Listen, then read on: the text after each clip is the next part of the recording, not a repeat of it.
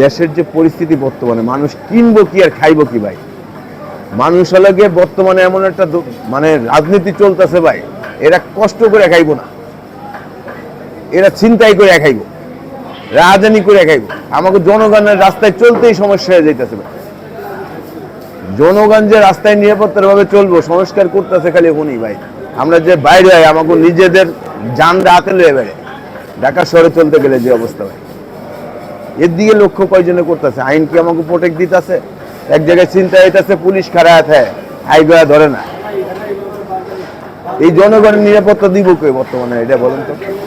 এইগুলো সরকারের খেয়াল করতে পারেন, যে আছে বর্তমানে আমাদের দায়িত্বে তারা খেয়াল করতে পারেন। আমাকে জনগণের উপরে একটু খেয়াল করুন, যেটা নিশ্চিতভাবে রাস্তাতে চলতে পারে, একটা মাল বা গাবতলিতে আনতে পারে। এই পরিস্থিতিটা তো নাই আমাদের ভিতরে, যে কোন দেয়া জানি কি করে আনায়, কোনো আস্থা নাই। চলতেছি যে ভাই, আর এমনিতেই ব্যবসা বাণিজ্য নেই। তারপরে যদি আমরা কর্মচারী যদি যাই, আমার কাছে যদি 50,000 এই গুণগাড়ি দিব কেন ভাই, আমরা তো দিতে পারবো না। এইটার দিকে সরকার যাতে একটু লক্ষ্য করে, যাতে রাস্তাতে সুন্দর মতো যাইতে পারে, আস্থার সহিত বাসার থেকে বাইরে যেন সুন্দর মতো কিছু করে ফিরে বাসায় যাইতে পারে। এই পরিস্থিতিটা করুক, এই আইনটা একটু সুন্দরভাবে করুক, সরকার একটু করুক।